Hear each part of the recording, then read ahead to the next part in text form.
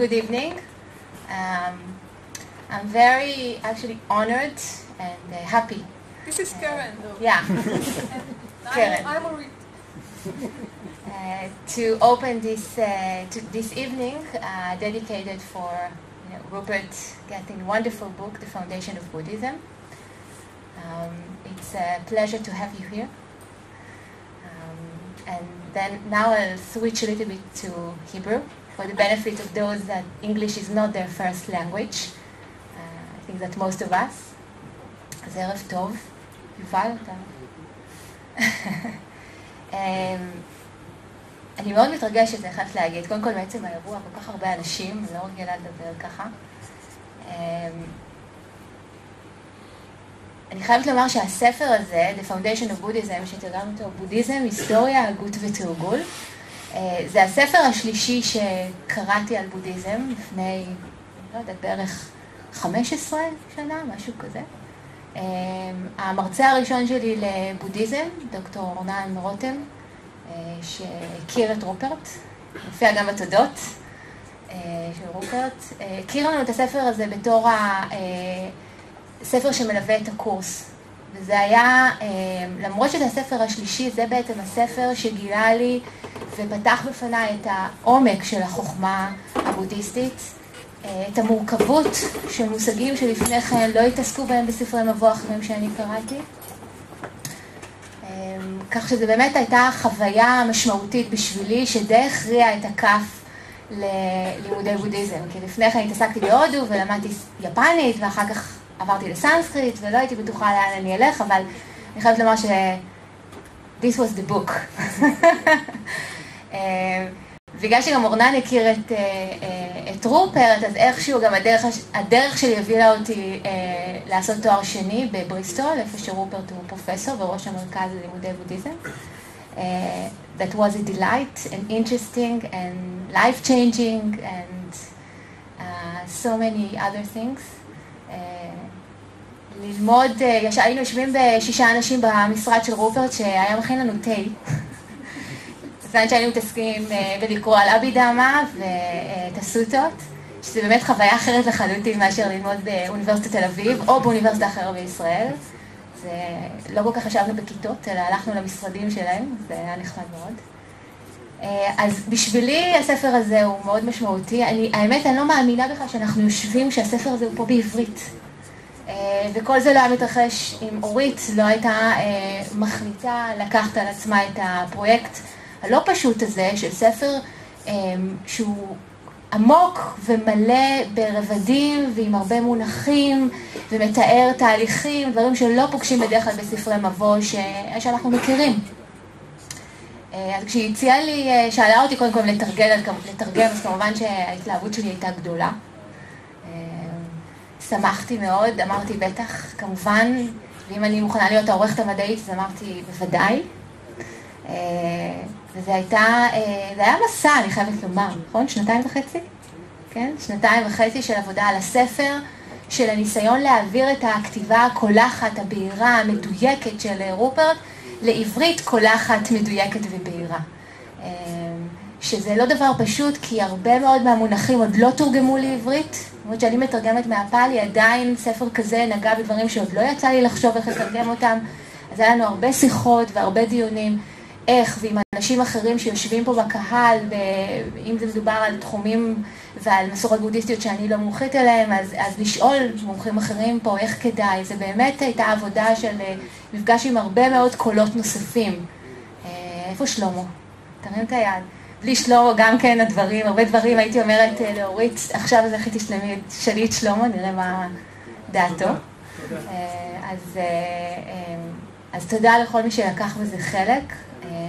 אני חושבת שאורית עשתה עבודה מדהימה, ממש, כן, תודה, אחרי שקראתי פעמיים, קראנו ביחד כל עמוד ועברנו, אז קיבלתי לקרוא את כל הספר שוב, אחרי העריכה הלשונית. זה קצת היה קשה אחרי שכבר קראתי כמה פעמים את הספר באנגלית ועוד פעמיים אורית, וכשקראתי את זה אחרי זה פשוט היה בסוף שבוע אחד, פשוט לרוץ מהעמוד הראשון עד העמוד האחרון, כן, כיף גדול, זה לא באנגלית, אתם יודעים, זה יותר קשה. פתאום יש בעברית ספר שאפשר לרוץ איתו, ועם כזה עומק. אז אני מאוד שמחה, very happy again, that we have the opportunity to have you here, and that you wrote this wonderful book.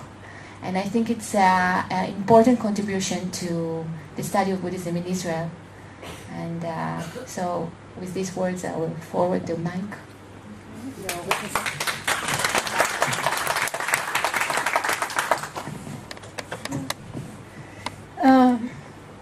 טוב, אני קצת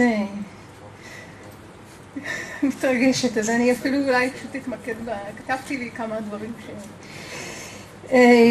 אתם שומעים אותי? כן. אוקיי. אז קודם כל, לפני שאני אשכח, מי שלא השקיט את הנייד שלו, אז בבקשה תשקיטו.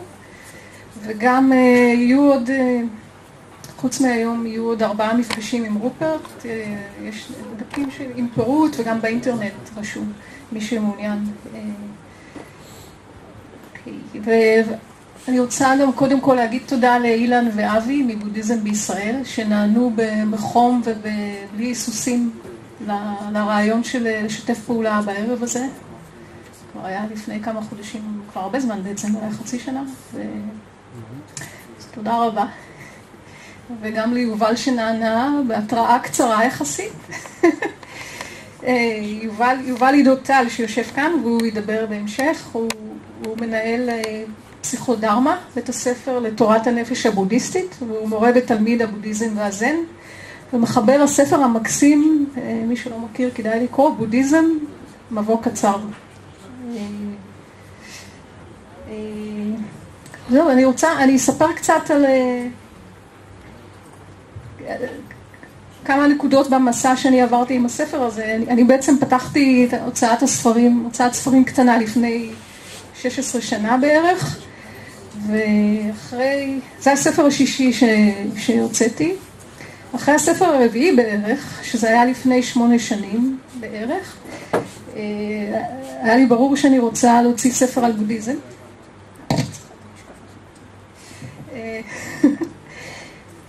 היה לי ברור שאני רוצה להוציא ספר על בודהיזם, והתחלתי להתייעץ עם אנשים, לחפש המלצות. ואז די מהר הגעתי, אסף פדרמן המליץ לי על הספר. אסף גם היה סטודנט של רופרט בבריסטול. הוא המליץ לי על הספר הזה וקראתי אותו, וחשבתי, מההתחלה אהבתי אותו, אבל לא הייתי לגמרי בטוחה, סליחה, קודם שאלתי אנשים מהאקדמיה, וכל מי ששאלתי, בעיקר מהדור הצעיר של הדוקטורנטים, שאני אדבר יותר לאט, אמר לי שזה הספר הכי טוב, ואז נתתי גם לשני חברים, זה שלמה ועוד מישהו שיש להם הרבה יותר ידע ממני בבודהיזם, לקרוא עותק ולהגיד מה הם חושבים כמתרגלים, והם גם חשבו שהוא נפלא, ואז היה לי ברור שאני רוצה להוציא את הספר, ואז עברתי כל מיני שלבים של היסוסים,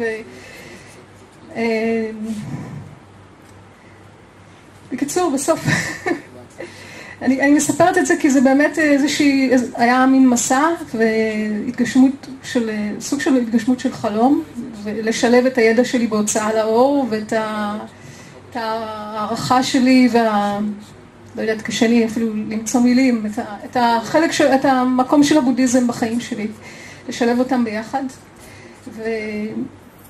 וזה מרגיש גם, האמת, כמו זכות,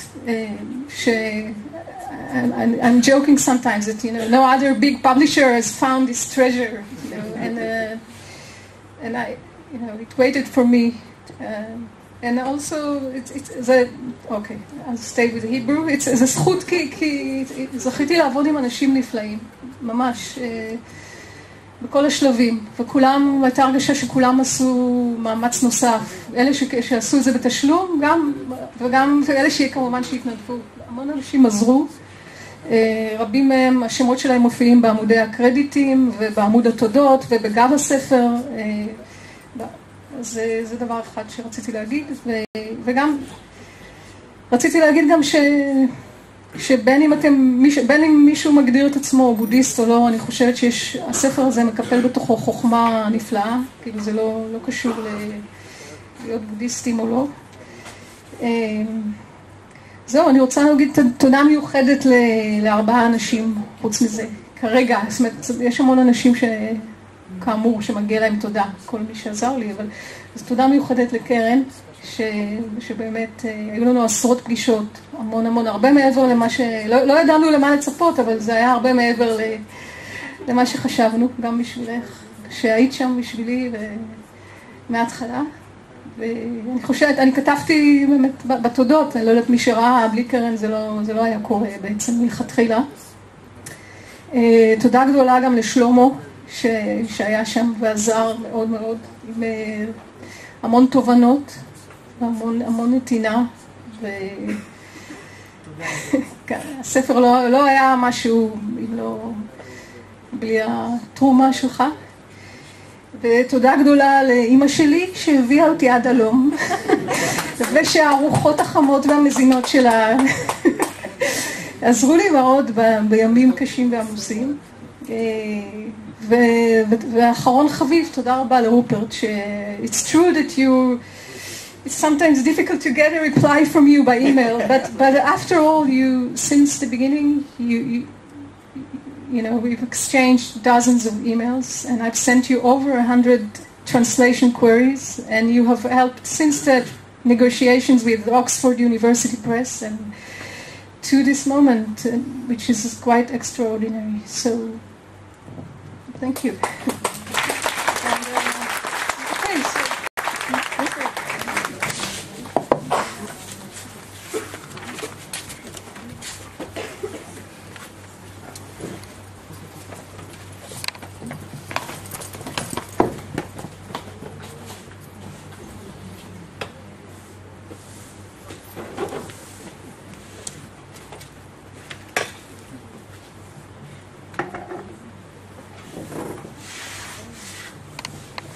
So, I'm not sure what to say. I really am very moved by everything that has been said about the book.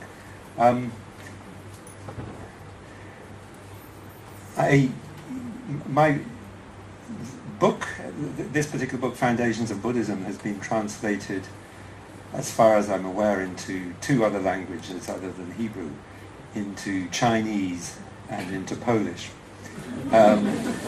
And all I knew about the other 2 translations was one day I received a parcel of 5 books in Chinese, and then a few years later I received a parcel of 5 books in Polish. And at first I opened these books and I thought, why has someone sent me books in Polish? And then I looked around a bit and worked out that actually this was a translation of my book. I recount that because I'm aware of and appreciate so much the kind of care and an attention that Aurít has brought to this project. And although I sometimes was a bit slow in answering her 100 translation queries, I do appreciate them because they made me think. Also, she also, you know, either Aurít or other people helping, they did catch some errors and maybe ambiguities in terms of phrase in English, so that maybe the Hebrew translation is an improved version of the English translation. So I really do appreciate that, and I am very, as I say, moved by the kind words that have been said about the book. I did what I was, I think, telling Aurít last night.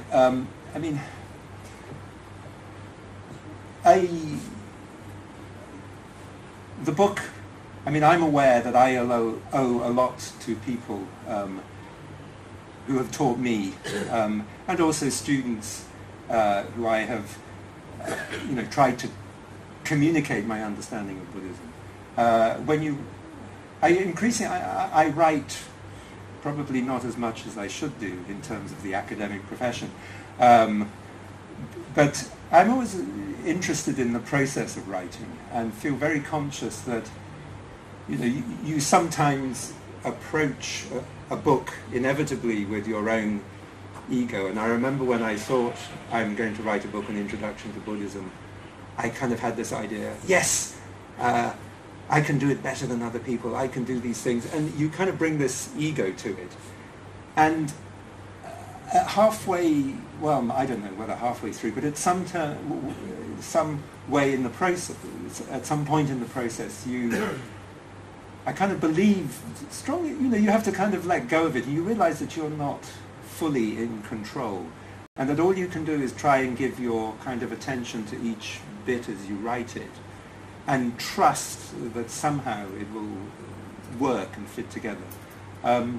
So I'm not quite sure what I'm trying to say, but it's important for me, as I say, to acknowledge all the people who have helped me through the years when I first wrote the book, and also to acknowledge the help I've had with this translation. And I am really moved with the care and attention that has been brought to this particular translation.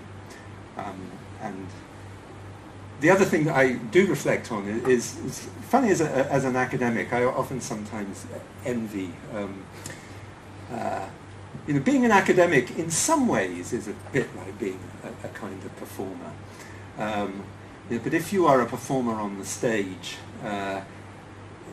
at the end of your performance, well, people either clap or maybe they boo. But I'm always struck, I give lectures several lectures every week during the term time on various topics to do with Buddhism and Hinduism. And sometimes at the end of the lectures I look around and I try to see whether my students have fallen asleep or, you know, have I managed to communicate anything to them? Did they take anything in? And again, I sort of trust, well, maybe even if there's just one or two people who got something from it, it's worth it. You know, even if there are 50 other students in the room sending text messages or checking their emails or whatever these days, you trust the process. But the one thing that has been nice about writing this particular book is, over the years, I've been very grateful when people have communicated to me, you know, just an email saying I read your book and I appreciated it, I learned something from it. It's kind of gratifying as an academic, a writer, to know, you know, even if there are just some people out there who you managed to communicate or who found something you've done helpful. So I really appreciate that.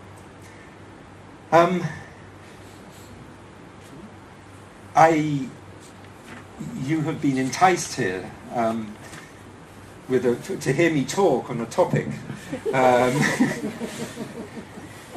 I'm not quite sure where the title for this topic came up, but it has the title. I wrote it down again to remind myself. Is Understanding Consciousness and the Workings of the Mind from a Buddhist Perspective. That's easy, no? So I should try and say something now under that heading. And I suppose what I would like to say, I want to bring out, I think, some points in my own study of Buddhism and engagement with Buddhist meditation and practice that have struck me and seem important to me. I want to begin with a biographical note. When I went to university to study in Manchester back in 1977, I was interested in religion, philosophy, and those kinds of things. And I went to university very much with this idea in my head that if I go to university and I read enough, I think enough, in the end, I will work out the answer to the meaning of it all. So I went very much with this idea that the answer lay in a kind of intellectual study, reading books and so forth. One day I ended up in a lecture. It was actually a lecture on the Yoga Sutras. So not a class directly on Buddhism, but it was taught by the same teacher who taught me, who I owe a lot to in terms of my understanding of Buddhism, Lance Cousins. So he was teaching this class on the Yoga Sutras. And some of you may know, so the Yoga Sutras begin with this phrase, Yoga Chitta Vritti Nirodha. So yoga is the stopping of the activities of the mind. And suddenly, something changed when I began to think about that particular phrase, because here was a tradition actually saying, be wary of reading books and thinking too much. That doesn't necessarily work everything out. The mind can be overactive, can do all sorts of things, and actually the way to understanding is in some way to stop these activities of the mind. That this is, and although in a way it's a simple idea, it suddenly had a resonance in me, and I suddenly thought, there's something different here that I hadn't considered before. And that became a certain kind of turning point where, well, I've remained an academic, so obviously I didn't exactly manage to give everything up and go and sit in a cave and so forth. But I did from that point on, I started getting involved in Buddhist practice and kind of realized that if you want to understand things, you need to do something. You need to, with your mind, you need to begin to train it in some kind of way. So that was an important thing.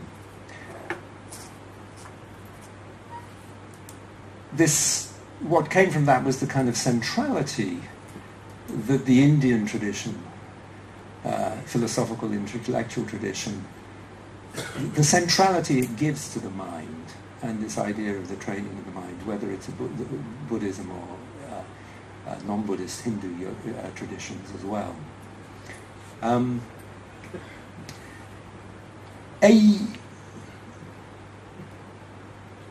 Last month, I was at a workshop which had the title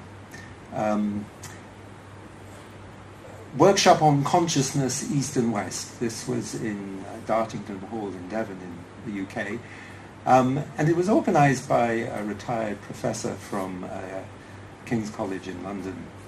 And he'd invited a group of people, psychologists, philosophers of mind, a couple of people like me who worked on the Indian tradition, neuroscientists and so forth. And one of the things that was in common with all the people that he invited was a distrust or a wish to question what might be considered the contemporary modern paradigm for the understanding of consciousness. And I mean, the paradigm I'm referring to is the one which says that basically consciousness doesn't exist. Consciousness is the brain. It's just the neurons firing in the brain. That's all that there is to consciousness. That we are ultimately just meat. And that's all there is to say. The mind, the consciousness, does not exist apart from matter. So this kind of materialist, reductive paradigm used, which people slip into when talking about consciousness. And seems to become dominant in the sort of public exchange often among public intellectuals when they talk about such matters of consciousness. There are problems with that basic idea of consciousness, the idea that we can reduce the mind and consciousness to just neurons firing, just, if you like, electricity, just chemicals. Basically, of course, the problems with that model of what consciousness is the difference between, if you like, what's sometimes called third-person accounts of the mind and consciousness, and first. Sorry. Like this. Yeah, it's better. Yeah.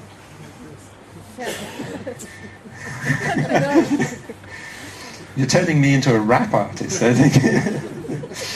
Okay. Sorry if you haven't heard the last 10 minutes of what I've been saying. Have you missed it all? I don't have to repeat it. No, okay, I see. Where was I? First-person accounts of the mind and third-person and first-person accounts of the mind. So obviously, you know, a materialist, reductive account of consciousness is a third-person account. You can put someone in an fMRI scanner and see what's happening to their brain. You can attach electrodes to their head, and you can see exactly what's happening in the brain. You can map it all, and these scanners, these techniques become more fine-grained all the time. So there's this kind of idea that if we maybe continued with that, in the end we could, you know, get a very precise mapping of the neural correlates to every kind of consciousness. But the trouble with that, and there was, I think this is a classic thought experiment in the philosophy of mind, is, you know, however sophisticated the mapping of the mind, however fine-grained it gets, it always leaves out one thing, and that is what it is like to have an experience. That however well you understand the neural correlates, it misses out that first-person perspective, which is not just a footnote to what consciousness is. That is, after all, what consciousness it is what consciousness is. It's central. That's how we experience the world. So that aspect, that first-person aspect of consciousness, is, if you like, the most basic and important characteristic of consciousness. So if we leave that out, there seems to me something fairly fundamental wrong with taking that approach as a way of understanding consciousness. And so this brings me back to the kind of Indian Buddhist tradition, you know, that takes this, in a way, first-person perspective of consciousness seriously. So that's the kind of first, I suppose, important point that I want to make about that. That, you know, Buddhism starts in many ways and in many ways ends with the mind, that are the problem of suffering, the problems that we have to deal with. The things that are most important are things in the mind, our fears, our unhappiness, our struggles, our friendships, our compassion. All these things, those are the things that are kind of most important. And they're in the mind, they're consciousness, they're first person. So one of the things that, apart from that kind of basic idea, one of the things that was particularly important to me when I began to explore Buddhism more seriously and more deeply was when I came across this tradition of Buddhist systematic thought called Abhidharma. which is a way of mapping the mind, giving a taxonomy of the possible mental states, but not just kind of listing them, but also discussing their dynamics and how they work. And I'd never come across anything like that before. And it's always a dangerous thing to say, because I'm always deeply aware of my own ignorance on things that I don't know about. But it does seem to me that the Buddhist systematic thought, this mapping of the mind, the care, if you like, and detail with which the Abhidharma tries to approach consciousness is unique in the intellectual history of humankind. You know, there may be other things that are similar and parallel, but there is. It's for me quite a unique thing.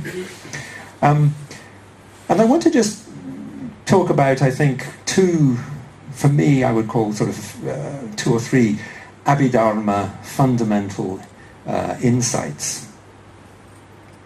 And the first insight I want to say something about is that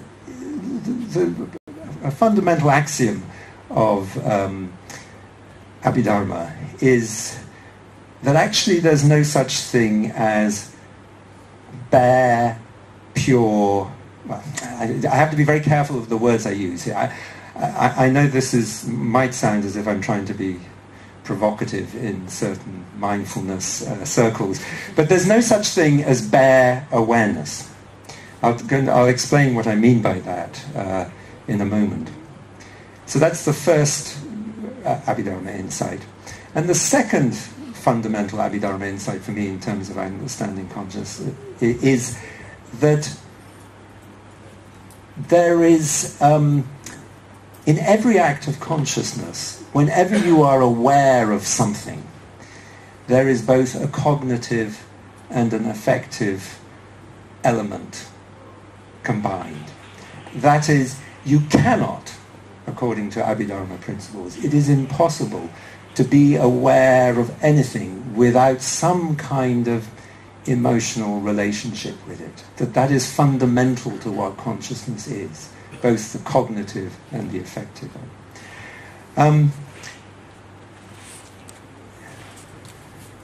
So I want to elaborate a little bit on that aspect of things.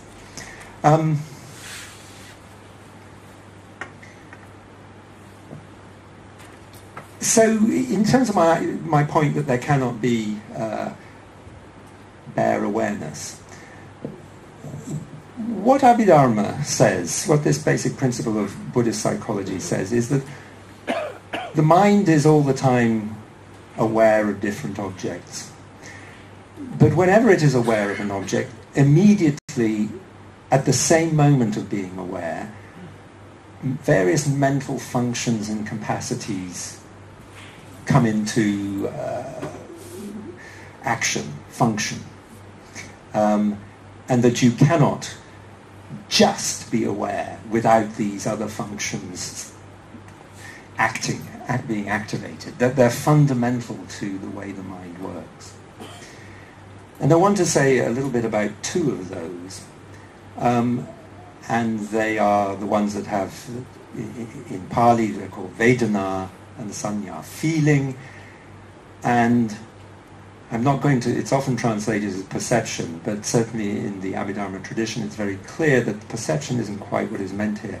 It's really the function of labeling and marking. So the first one, feeling, is the point that whenever we are aware of an object, anything, an idea, I mean objects is just, can be anything, right? From a sense object to some thought. Whenever something comes into the mind, we are aware of it, but at the same moment that we are aware of it, we have a feeling about it. And we can't avoid that. In other words, we either like We have a pleasant feeling, we like the thought we have, or the object we're thinking about, or we have an unpleasant feeling, we dislike the object, the thought that has come into the mind. Or we're not so sure. But the important thing is about the not so sure is that it's not an absence of feeling, it's another kind of feeling or type of emotional engagement with this object. Now this seems to me very, very important, this idea that we can't avoid that. If we could, life would be much simpler, maybe.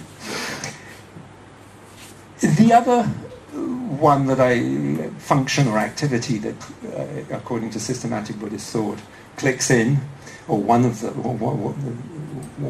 at any rate, that I want to say something about is this one marking, labeling, sanya. This is defined as the mark you put on an object, and is compared to a carpenter who's when they are making something, they cut a piece of wood and they have to mark it, and then they put it aside, but then they know that they can recognize it later, the carpenter, and put all the bits together. So again, Buddhist systematic psychology is saying that something like that happens in every moment of consciousness. You can't not do that. That you have a feeling and that you somehow mark or label the object. In other words, what is going on is a kind of... The mind has these basic capacities and organizes and arranges the various things that come into it, that it receives. And we construct a kind of world view, and the whole sort of thing. Our world is constructed out of these kind of basic capacities.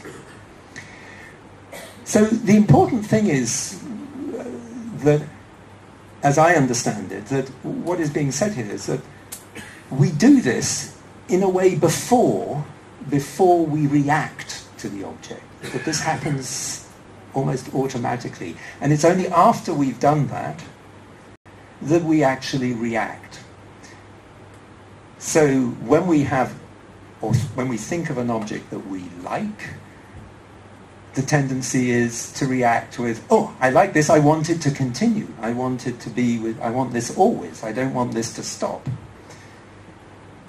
When we have an experience, when we think of something, or when an object comes up into the mind that we dislike, the tendency, then we react and we want to push it away. We want it to stop. So we have the two fundamental poles of the mind from this point of view. Greed, let me keep this, may it last forever, and aversion, hatred, I don't want anything to do with it, get out of my experience, quick. And so that happens, if you like, after this basic more level of the mind, of the feeling and labeling.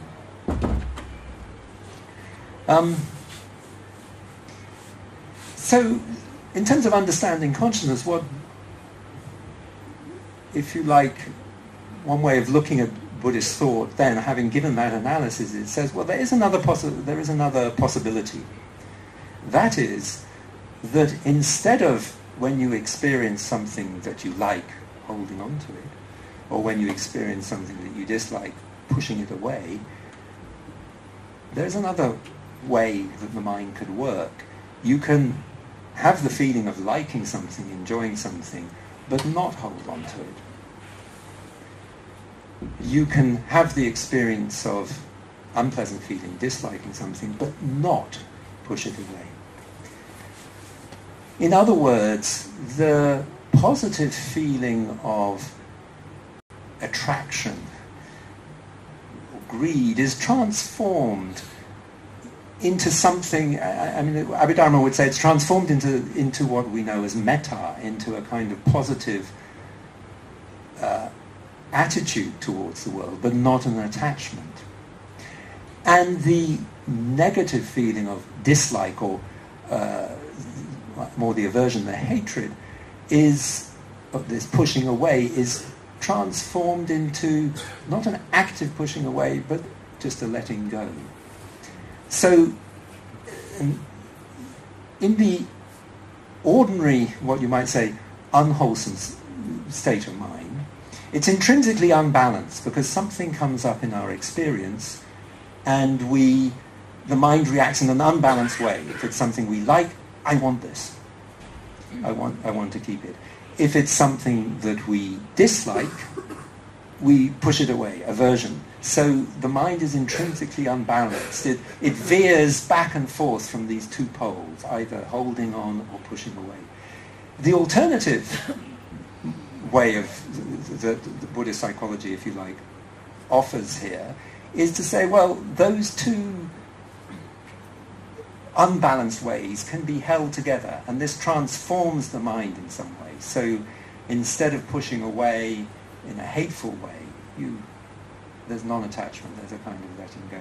Instead of holding on in a greedy way, the mind has a kind of affection, a friendliness towards the world.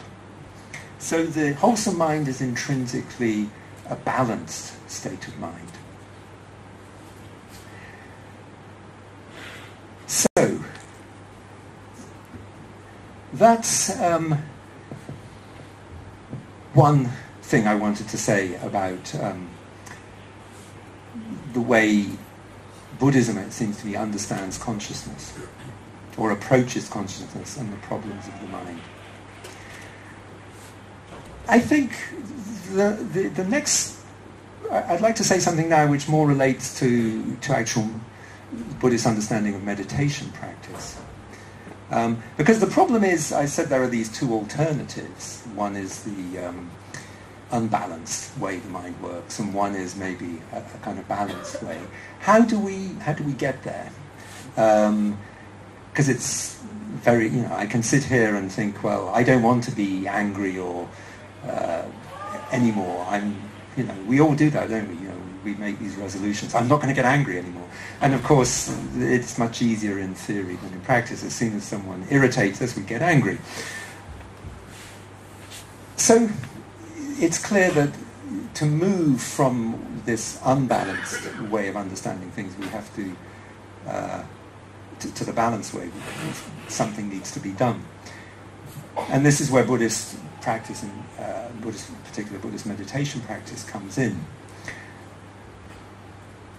One thing in ancient Indian understanding of the mind that is, again, struck me when I first came across it, was this perception, this model of the mind of having, if you like, three basic modes, which you find quite early on in the Indian tradition, in the Upanishads and so forth, and it's taken up in Buddhist thought. There is the first mode, the basic mode, the waking state of the mind that we are in for 12 hours a day, hopefully. Of course, we don't always quite manage to keep there. So there's the ordinary waking state of the mind where, and the characteristic of the waking state of the mind, at least in the way it's analysed in Buddhist psychology, is that your mind is all the time processing objects that come through the senses, memories, through the mind, and everything. So the mind is moving about, processing different objects. The waking state. Then there is the dream state of mind. The dream state of mind is not entirely dissimilar, but instead of taking things through the senses and then processing your memories or whatever, it is exclusively happening in the mind, but the mind is still active, doing various things, processing thoughts in some kind of way.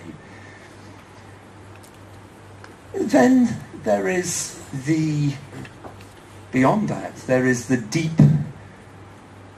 dreamless sleep. That's the third state of mind. What's going on in deep dreamless sleep? Well, according to Buddhist psychology, the mind has in some sense stopped. You're no longer turning over thoughts in the way that you are in your waking state. But it says that the functions of the mind, the capacities of the mind, you're still conscious in some kind of way. You may not remember it when you wake up, but according to this analysis, you're still conscious. What is said is that your mind has, instead of moving about taking lots and lots of different objects, that your mind has come to rest on just one simple object. And there's a complicated or interesting ideas about what that object is, but we'll leave that aside. But the point is, in deep dreamless sleep, the mind is sort of resting in some sense. It's stopped processing objects, but you're not dead. So there's something happening. Now, what is interesting in, I think, this is really true of all Indian traditions, is that there is posited another type of state where the mind has also stopped, is no longer processing objects. But this is not the same as deep dreamless sleep. This is technically what is called in the Indian tradition, the state of Samadhi, or Jhana. And in a way this is a very simple but interesting idea. It's one can approach it a little bit as a thought experiment. Our minds in our ordinary waking state are always flitting about from object to object. They can't be still. Sometimes they're flitting about from object to object in a pleasant way, and we like it. Sometimes our minds are processing objects in a way that is unpleasant, and we are irritated. Our minds are restless, and it's not very pleasant. But the waking state, we're always flitting about. And sometimes we think, well, even ordinary experience tells us that when our minds are kind of calmer and less restless, we see the world a little bit more clearly. I mean, that's a kind of common sense thing. I mean, if someone's worked up and angry and anxious, you are aware that you see the world in a distorted way. And you say to them when they're angry and anxious, just calm down, wait, once you calm down, tomorrow when you're not so angry and anxious, you'll see the world in a clearer way. So there's kind of fundamental common sense thing there.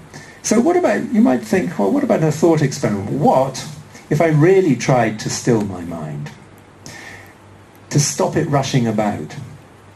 What if I gave it a very, very simple object and tried to make it stay with that object, to stop all this anxiety? It obviously has to be a fairly simple object, because if it's a complicated object, you'll just be thinking. So this is where this idea of concentrating on an object comes from, trying to make the mind stay with one object. It's quite an interesting idea, I always think. It's a simple idea. So, okay, you take an object of concentration, a simple object, such as, well, traditionally there are various things you can concentrate on. Just the idea of a colour, white, blue, red, yellow, or an element, earth, air, fire, water, or the breath.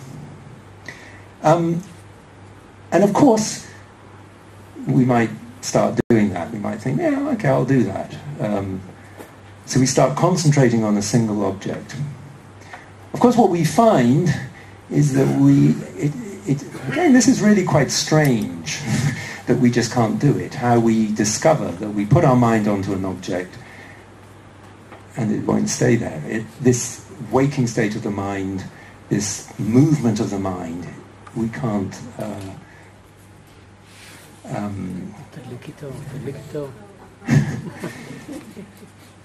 Restless mind. Yeah. Okay.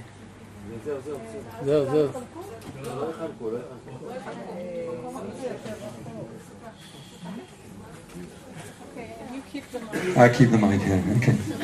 Have a party, intruding.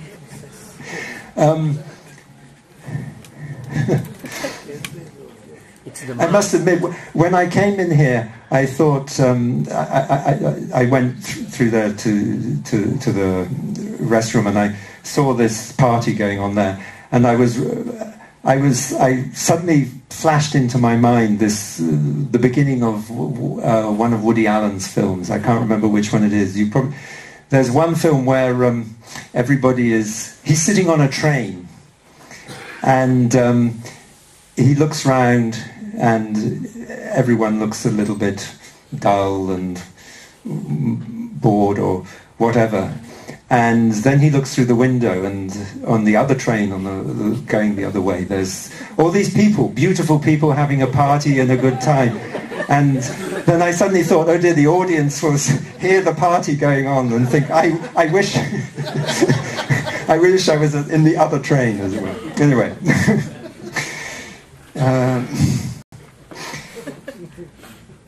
I was talking about meditation and this problem of putting your mind on one object, and the fact that we can't do it. And of course, this is kind of natural.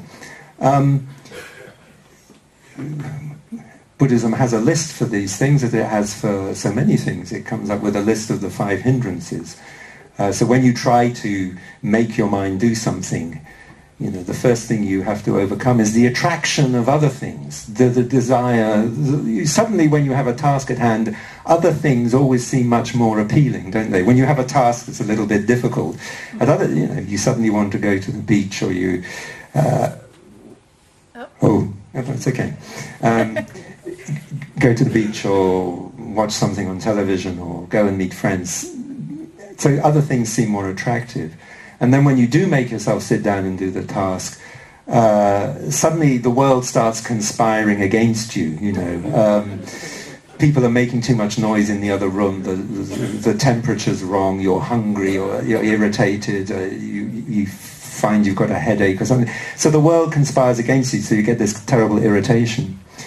And then you work a little bit more with it, and then you sort of start, it just makes you feel sleepy, the thought of doing it, and you sit there and your eyes get heavy and whatever.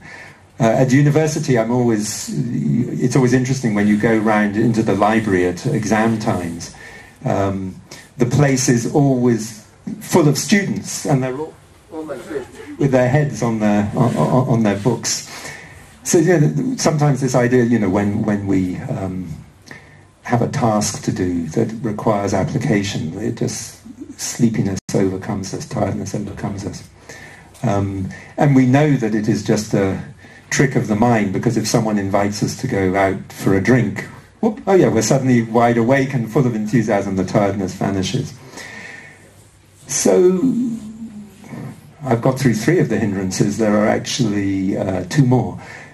Sometimes when we begin to work at something, we find we get a little bit of success, so we get a bit excited.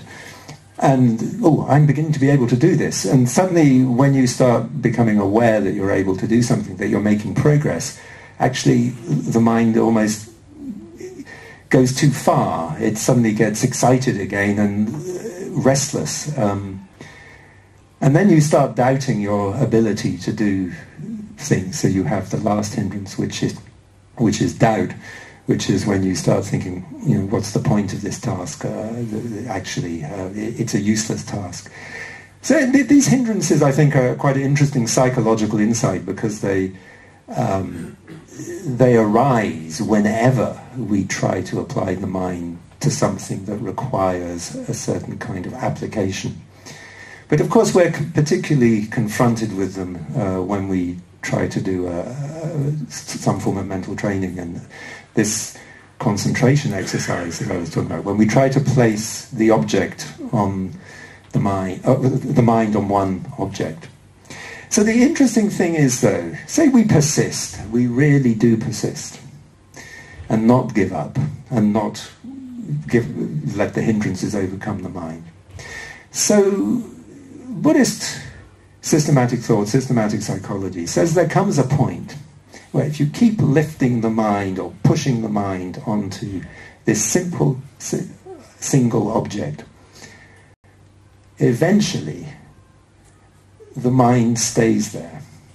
And that's quite an interesting idea, that actually, so the process of the mind flitting about suddenly stops and the mind stays. It doesn't want to, it doesn't need to move. There's no desire to move to any other object. So it's just, in certain ways, it's like deep dreamless sleep.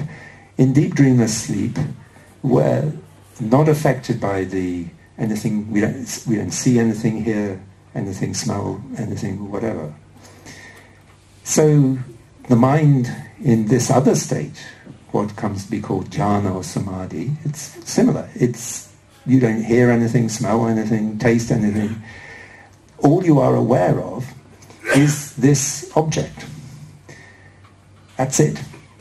The mind has stopped. But the interesting thing is, or the claim that is put forward, is that when the mind stops in this state, it's the opposite from deep dreamless sleep. Instead of being asleep, you are awake. Your awareness is much more than it ordinarily is. You are hyper-awake in some kind of way. And again, there's an interesting claim about understanding consciousness here, it seems to me. So although one might think of this as an interesting phenomenological experience, stopping the mind and letting it rest, what is said about the characteristic of that phenomenological experience is that it's very, very pleasant when the mind does that, when it stops. This is the claim, that a great deal of happiness comes into the mind. So there's a kind of claim there that by that process we learn something, I suppose, fundamentally important. We tend to think that what we need to make us happy is all these different objects. We're always looking for the perfect object or the perfect combination of experiences and so forth that will bring the mind happiness. That is our assumption.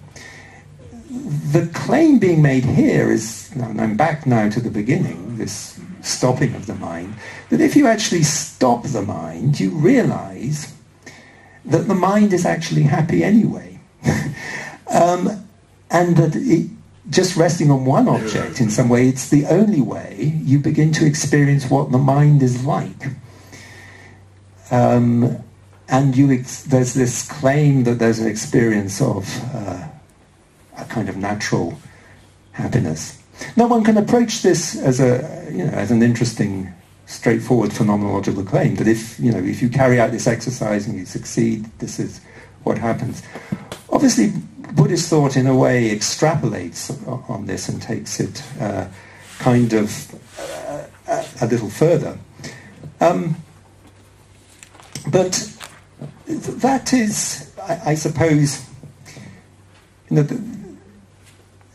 for me, one of the sort of interesting or important aspects that kind of intrigues me, this sort of basic sense that becomes very important in the Indian tradition, that somehow, if we can just find this purity of consciousness, that somehow there is a natural kind of happiness, and somehow through that there is a way to beginning to resolve the difficulties that we have. So I'm going to, I think, draw my remarks to a close there. So I've shared with you some of my own sort of insights into Buddhist psychology and certain ideas that for me have sort of resonated and had some kind of importance for me. So anyway, I hope you managed to hear some of what I said in between the party and my not holding the microphone in the right way. You see, I'm not very used to this. But once again, thank you very much for all the remarks made about my book. I hope if you haven't read it, that you will find it, at least you'll find something in it that will be helpful and of interest to you. Thank you very much.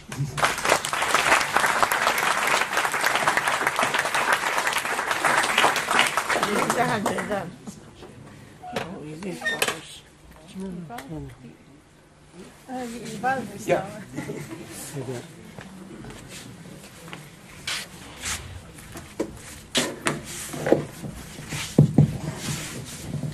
Thank you very much. We were sitting before having coffee, and so I told you this already, but I feel obliged to tell this again. The same as with Kevin. Your book changed everything for me, so I wanted to thank you for that again. And specifically, in regards to things you were talking about now, your insights about Abhidharma are the ones that aroused the curiosity in me to study all those endless lists, because there's this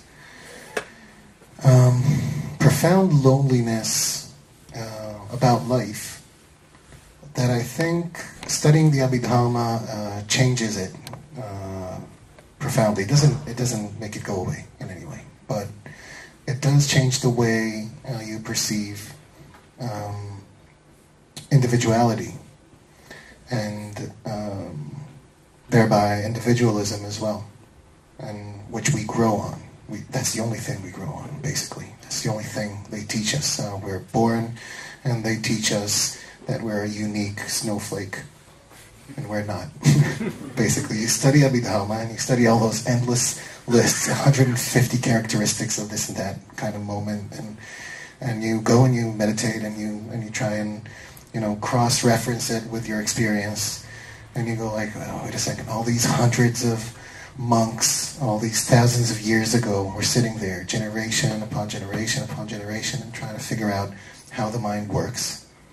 And they all find the same basic stuff. And they find out that they're not that unique, and that the attempt to be like a very special person that they taught you have to do from the day you were born is actually sabotaging a very basic kind of happiness and well-being. And when you realize that, there's a different connection with others, because they're exactly the same as me. They're very ununique snowflakes. They melt like me, and they freeze like me, and then you watch the ancient generations, and you find this connection with all these dead people from so long ago, and it becomes even wider. So for me, a lot of what Buddhism is about, it's about universality, and it's not just with people that you share all these common traits or common probably experiences. I've never been a tree or a snowflake, but I don't see that big a difference. And so for me, it's been a very personal thing. The effect that your book had on me was life-changing as well, in the way that I practice the Dharma. I told you about Kevin and I have been walking this path together for so many years, and about 15 years ago, reading your book, we'd have heated debates, Kevin and I, about the Dharma, and about Dharmas specifically. I told you about this before. And about whether Dharmas are finite or infinite, whether the Heart Sutra undermines Abhidharma or it reinforces it. And these heated debates weren't intellectual for us. We'd go and sit in meditation and try and figure it out, and try and figure out if it works this way or that way, if we should stop investigation here because we thought we found something that's fundamental, Or do we have to pursue it on and on and on, again and again and again, and whether this is endless, and whether this investigation is going to be endless? Does it end anywhere, anytime? And so I was listening to you, and I thought about Tyler Durden from Fight Club, giving his Buddhist speech. You are not a unique snowflake. You are the same decaying pile of shit as everyone else. And I have a very loving affinity with his speech there. And I was thinking again about Dogen when you're talking about the possibility of something else and about approaching it in a different way. I thought about Dogen in Genjo Koan. Presenting the possibility of sitting in meditation and letting the dharmas practice you rather than practicing the dharmas, which is a whole different way of looking at Abhidharma. This sentence would never have been born unless Abhidharma was there. And so if you can, I'll say it in Hebrew for once because it sounds different in Hebrew. לתת לדהרמות להתאמן בך. שלא אתה מתאמן בדהרמות, אלא הדהרמות מתאמנות בך. And then you're there not as someone practicing the dharmas, you're there... דהרמות התופעות, כן. לא דהרמות התורות, דהרמות התופעות, אבל גם. It's both the phenomena, dharmas as phenomena, and the teachings as well. Your training ground. You can perceive yourself while sitting not as someone practicing the Dharma, not as someone practicing the Dharma, but as we're given in many of the more traditional meditation instructions, you're a field. You're an open field there, practicing. You're a room with no walls and no ceiling and no floor, and things pass through. And the reactions that come up, like you said, aren't specifically your reactions. And that's another way of looking at it. So I'm going to make my words end here. I think I've said enough.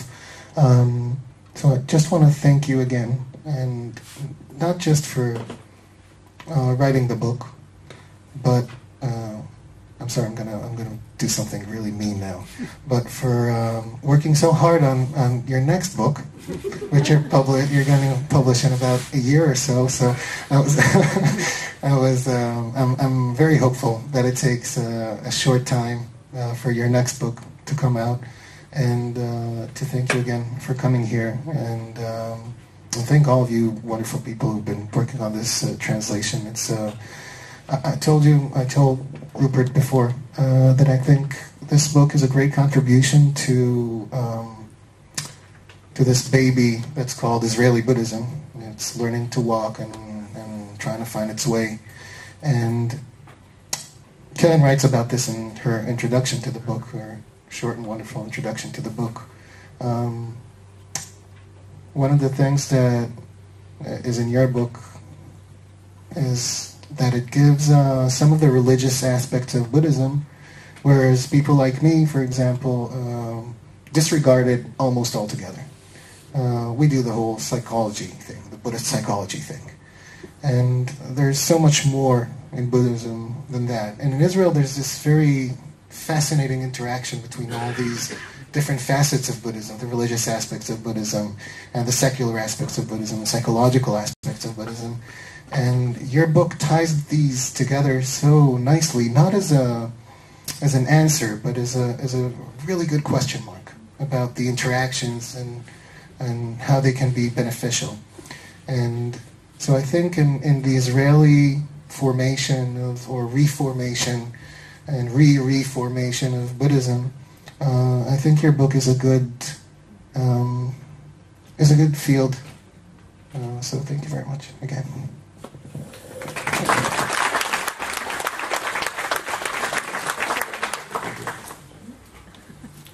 עכשיו שאלות ותשובות? כן, דיון. So now you answer the questions about truth, happiness, and the meaning of life. Yeah. Okay.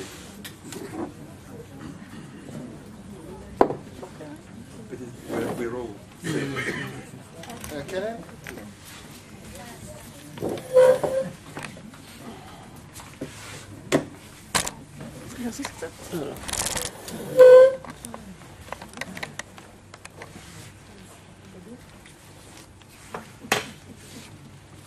זה שאלות?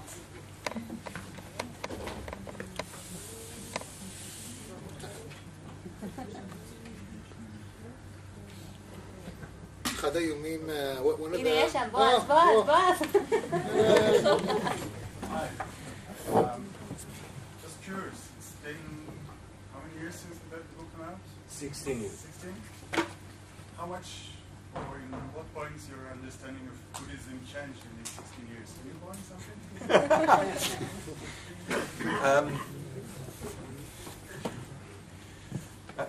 I'm not sure. I haven't read it for a long time.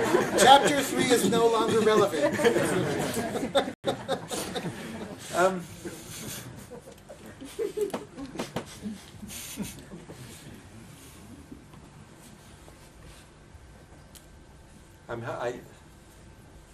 I can't.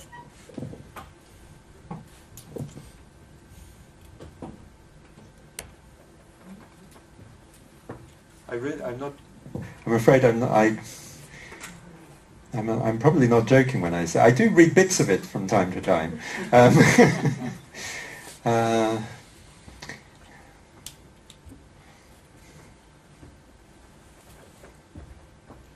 I can't think of anything. There must be something. It may come to me in a moment.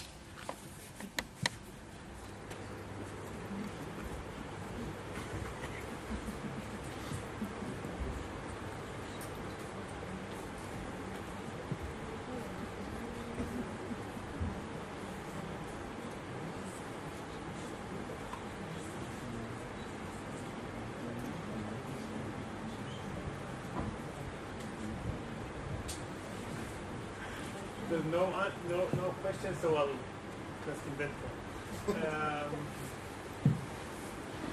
Buddhism really studied very deeply sleep and consciousness and awareness, but I'm wondering if there is anything about our unconscious mind, the way Freud described, and because I think a few months ago I read something that in fMRI machines they can know the decision of a person 6 seconds before he knows it. So there is a lot of activity out there, and I'm wondering if you can elaborate about that. Okay, shall I say something about that? I mean, I think...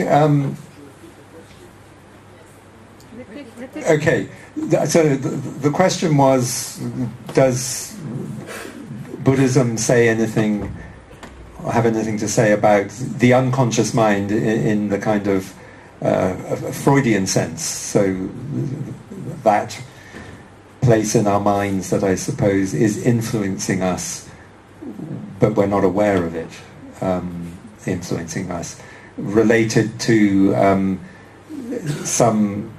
I think modern fMRI scans where it seems that they can see the activity before the person is aware of it, so that they can see what the person's going to do before they do it, before they know it themselves or something.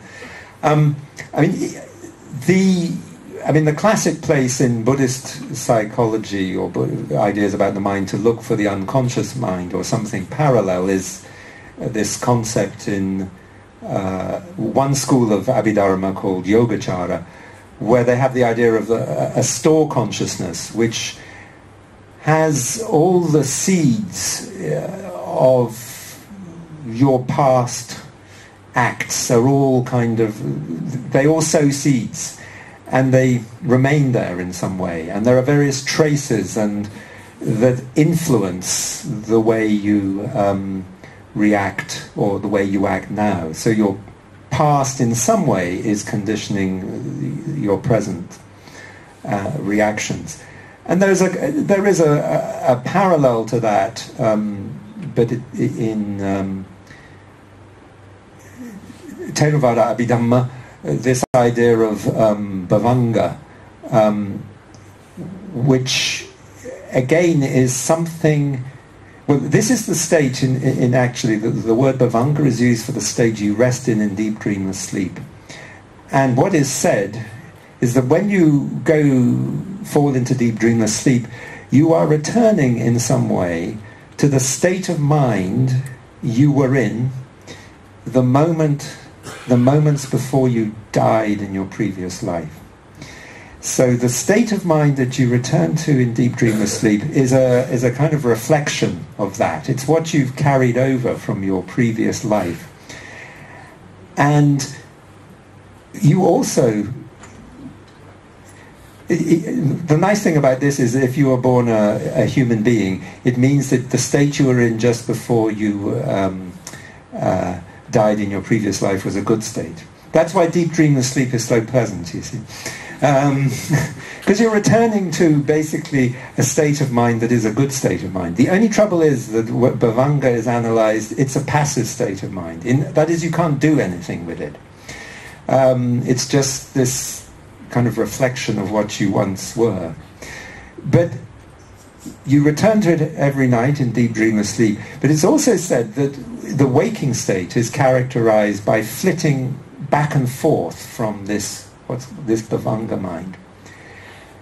And so you go into bhavanga and out of it very fast. So in fact, being awake is like you're going to sleep for a moment, but you don't notice it, you see.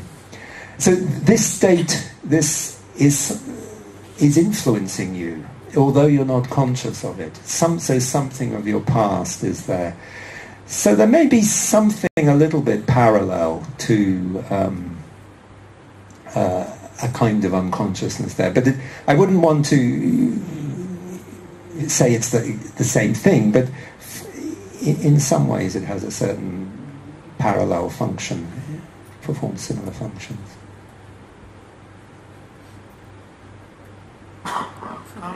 You described very clearly how meditation calms our mind. And you also continue to say by saying that this calming of the mind brings us some happiness. It's kind of a leap of reasoning. I mean, it's not obviously why is it so, but so it's interesting to hear how can you give reason to this obvious. I mean, this is the case. Everybody who meditates knows about it. But I want to continue and asking. This meditation is one type of meditation, single point concentration, vipassana for instance. But we know that there are some Buddhist meditations which are totally different. I mean, the Tibetan meditations are guided imagination, or metta meditation, which is some kind of wishing. And I mean, according to this logic, they shouldn't bring us any calm at all.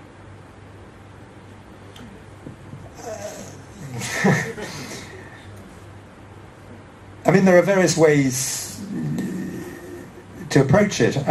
My understanding would be that, I mean, traditionally, for calm meditation, you have a list of 40 objects, or a list of 38 objects. So you get these different types of objects. And as I said, each one of them is a more or less simple object. So some of the objects that are practices that you do for calm meditation are things like recollecting the qualities of the Buddha, recollecting the qualities of the Dharma and the Sangha.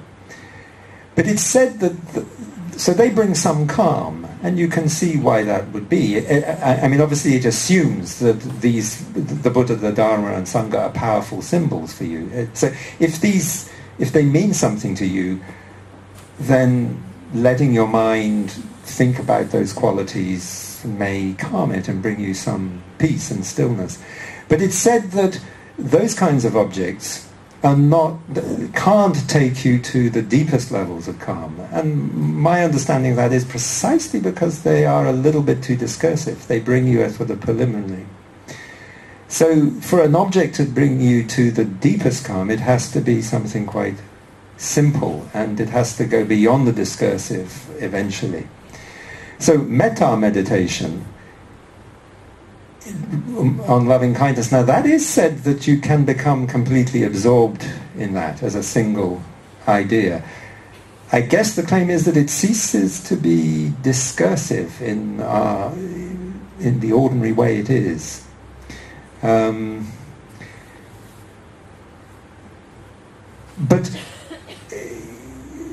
so I don't know whether that goes some way to answering some of those questions. I mean, the question that you started with, the logic, I mean, I think that's an interesting question to ask, and at some level, it's not a logical... There is no reason. I mean, there is a simple, actual, phenomenological claim that if you do this, you will discover that when the mind stops, it is a very happy, pleasant experience when it stops in that way, and that's a characteristic of it. When the mind stops, or when the mind stops clinging to the object? Well, There's two different kind of phenomenological experiences. Well, I think, I mean, one can argue a little bit about the different... I don't know whether you heard what Karen said. No, You need to say it. how did I say it? You said when the mind stops or when... Okay. So Karen suddenly said to me, when the mind stops or when the mind stops clinging to the object, you said? Yeah. Maybe it's two different types of happiness. Maybe. Just a question. Well, I'm trying to think through... I'm trying to answer this not, from the what is said in systematic thoughts. So I'm trying to imagine myself as a Abhidharma specialist, or answer how they would respond to that question. I think the point would be said that if when you concentrate on the breath, for the mind to become still and stay with the breath, it can't happen unless clinging is temporarily suspended. That as long as there is the tendency for the mind to grasp at the object, the mind would not stop, in the sense that I'm saying it wouldn't rest. That the characteristic of that experience of just resting with one object with no tendency for the mind to move away from that object and just be content with it, there can be no clinging. As long as there's grasping in the mind, it would disturb the mind in a way that it would fall off the object. I mean, it's very clear that actually, in simple meditation experience, when you're practicing meditation and you think, suddenly I'm becoming calm now, I'm really concentrating on the object. You're not, are you? When you see the mind getting excited and grasping at the object, you lose it. So I think that's probably understood that there's a sort of mechanism in there that stops it.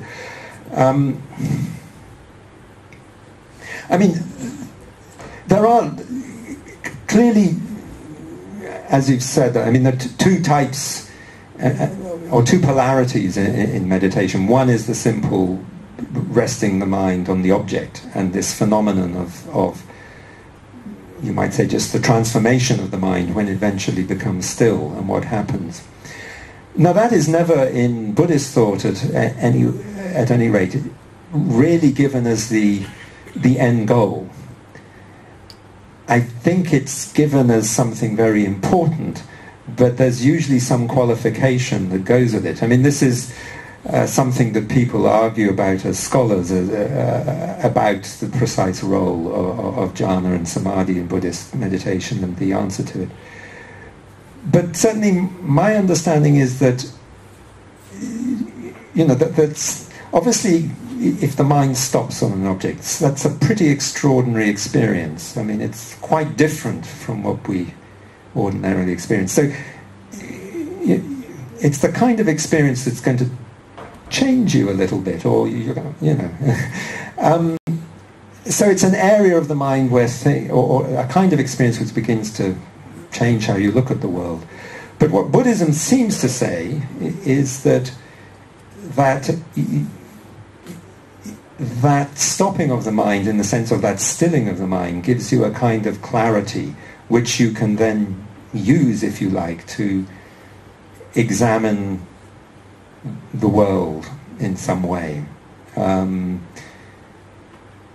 So it's not an end precisely in itself.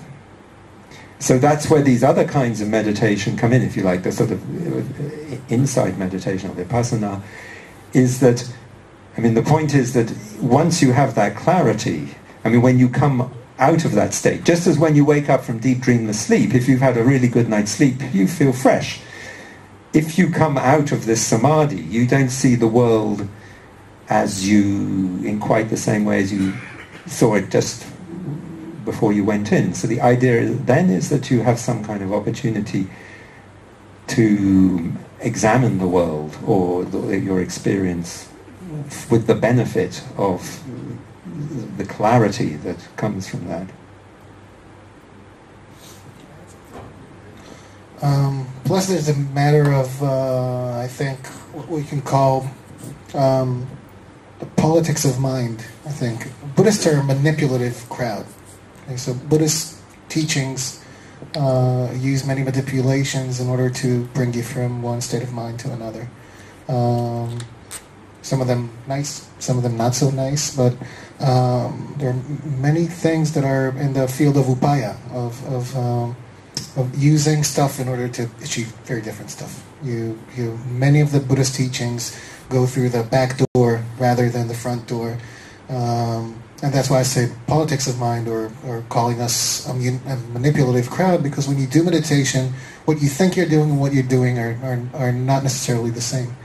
And I think it works both ways with the two types of meditation that you described, and they promote each other. And they build a good, I think, greenhouse for one another to grow in. And the same Dogen that I mentioned before, one of his teachers was a cook that he met several times. And one of the lessons that the cook taught him was to learn the Dharma from the world and the world from the Dharma. And in a way, this is the same thing. Thanks. I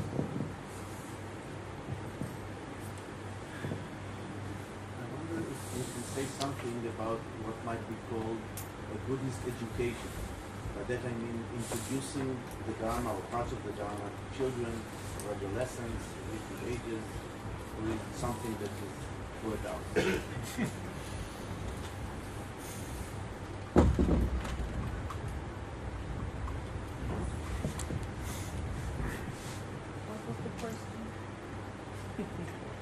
The question was a question about, asking me, I think, if I could say something about Buddhist education, about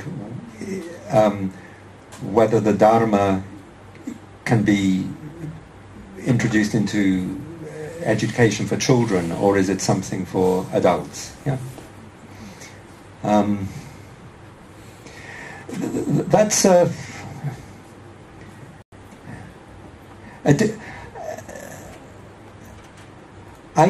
difficult question for me, in the sense that I'm not sure that I have thought this through. I mean, I can only, I think, answer it in terms of one side and the other, of what might be my doubts.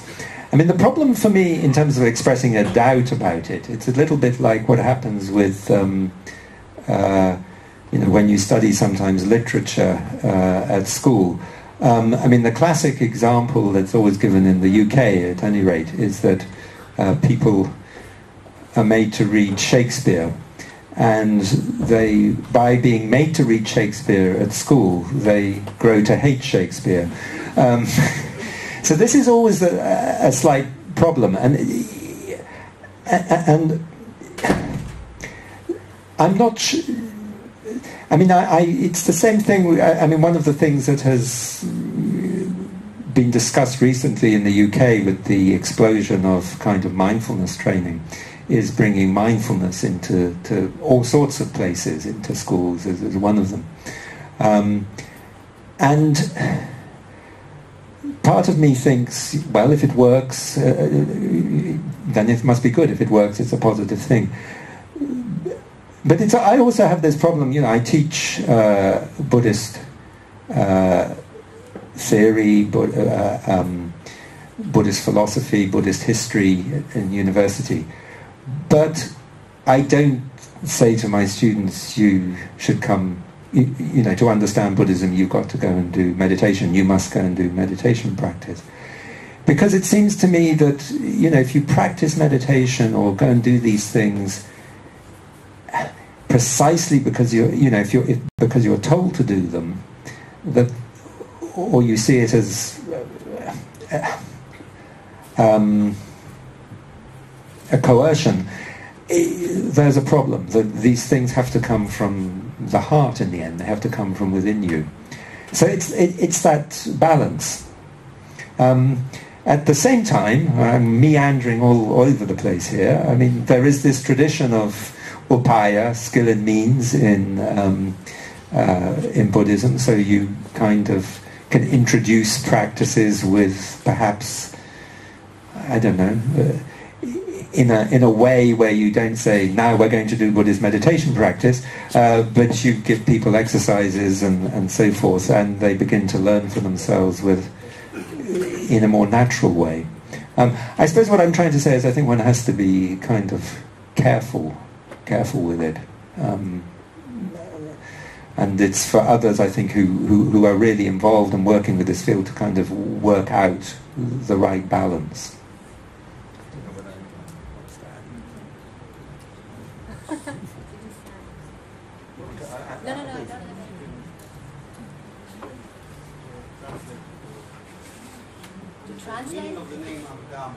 Abhidharma. Okay, Abhidharma, sometimes it's simply said to be further or higher Dharma. Actually, in origin, the phrase probably means something like about Dharma.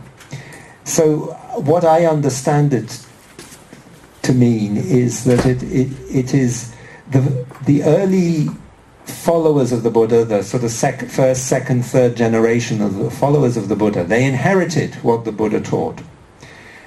And basically they had to make sense of it for various reasons, for their own satisfaction, but also because they were discussing and debating with other schools of Indian philosophy who said, well, what does Buddhism say about this? So Abhidharma is an attempt to bring a kind of complete systematic expression to Buddhist thought based on the principles that are outlined in what appear to be the earliest Buddhist texts. So about the Dharma or further Dharma, something like that.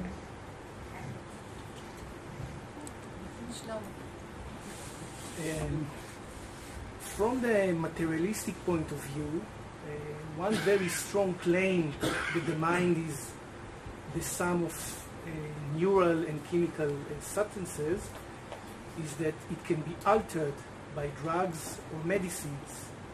So what will be actually the non-materialistic view of the Buddhist perspective for this claim? Can you repeat? More or less. Okay.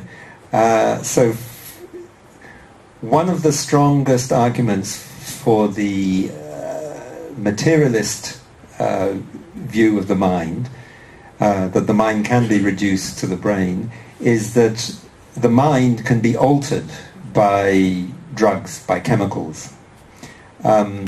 So the question is, what's the answer to that, the response? I mean, I'm not a philosopher of mind or a neuroscientist. I mean, I think the fact that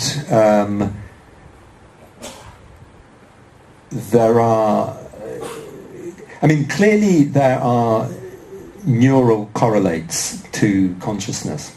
So where there are correlations between something, you can posit cause and effect. But there's, a classic problem in the history of philosophy that correlation doesn't mean necessarily cause and effect. That two things can be that there can be a correlation between two things, but they don't necessarily have to. Doesn't mean they necessarily cause each other. But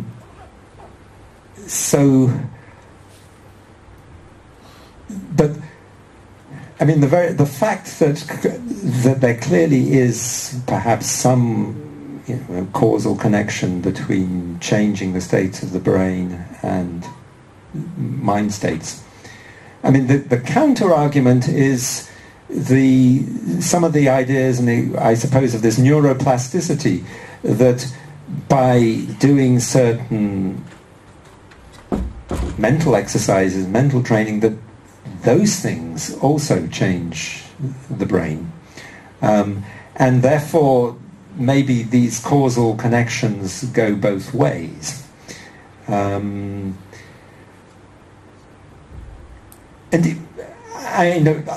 on a purely philosophical level, I mean, as I say, I'm not a particularly good philosopher of mind. I'm not a philosopher of mind at all. I mean, the very fact that maybe you say that, I mean, one might argue that that the brain or mind is caused by the material nature of the brain. But that doesn't necessarily mean that the consciousness is the same thing, even if it's caused by it.